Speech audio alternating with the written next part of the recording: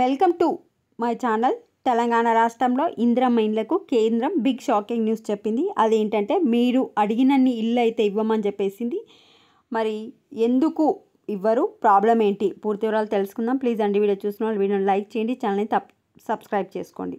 చూడండి, మనకు ఇందిరమ్మ ఇళ్ళ కోసం 5 లక్షలు ఇస్తారు కదా, ఇంటికి 5 లక్షలు.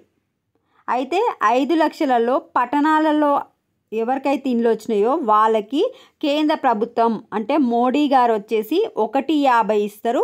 దానికి రాష్ట్ర ప్రభుత్వం 3,50,000 కలిపి మొత్తం 5 లక్షలు మీ చేతికి అందజేయడం జరుగుతుంది. అదే గ్రామాలలో ఇల్లు కట్టే వాళ్ళకేమో మోడీ గారు ప్రధానమంత్రి ఆవాస్ యోజన కింద 72,000 ఇస్తే దానికి మిగతా 4,28,000 కలిపి మన రాష్ట్ర ప్రభుత్వం మీకు ఇవ్వడం జరుగుతుంది. అంటే మోడీ గారు వచ్చేసి సిటీలో ఇల్లు కట్టేటోళ్ళకు 1,50,000, ఊర్లలో ఇల్లు కట్టే వాళ్ళకి 72,000. దానికి మీకు మన రాష్ట్ర ప్రభుత్వం రేవంత్ రెడ్డి గారు కలిపి 5 లక్షలు ఇవ్వడం జరుగుతుంది. అయితే నిన్న మనకు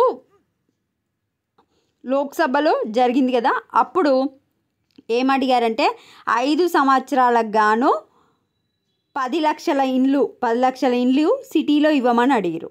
ఒక ఇంటికి 1,50,000 ఇస్తారు కదా కేంద్రం, 10 లక్షల ఇల్లు అంటే 15,000 కోట్లు అడిగారు. 15,000 కోట్లు ఇస్తే ఇంతో అంతో మనం అందరికీ ఇందిరమ్మ ఇల్లు ఇవ్వచ్చు రాష్ట్రంలో అని గవర్నమెంట్ డిసైడ్ అయింది.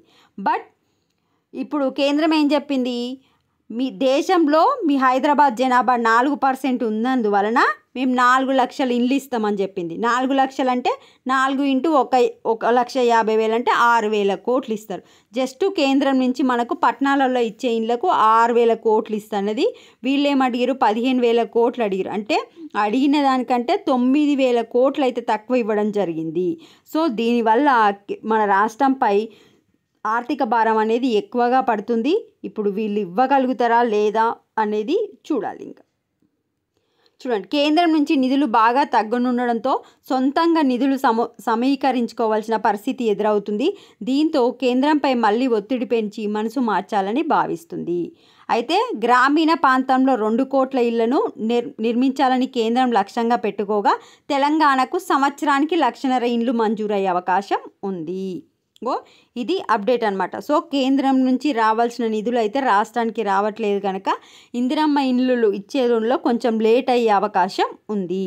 ఎందుకు అంటే తెలంగాణలో ఎక్కడి నుంచి రావాల్సిన పైసలన్నీ తీసుకొని ఇందిరమ్మ ఇండ్లో పెట్టినా కూడా ఇందిరమ్మ ఇండ్లకు అందరికీ ఇవ్వడము అనేది ఇప్పుడు ప్రాబ్లంగా మారింది. కేంద్రం ఇస్తుందనే ఆశలతోని గవర్నమెంట్ అయితే మనకు ఇండ్లు ఇస్తామని చెప్పేసింది. ఆల్రెడీ సెలక్షన్ ప్రాసెస్ కూడా స్టార్ట్ చేసేపోయింది. బట్ ఇప్పుడు కేంద్రం వచ్చేసి 15,000 కోట్లు ఇవ్వమంటే 4,000 కోట్లు 6,000 కోట్లు ఇస్తామని చెప్తుంది. ఇది ప్రాబ్లం ఇందిరమ్మ ఇండ్లలో. వీడియోని లైక్ చేయండి. Thanks for watching.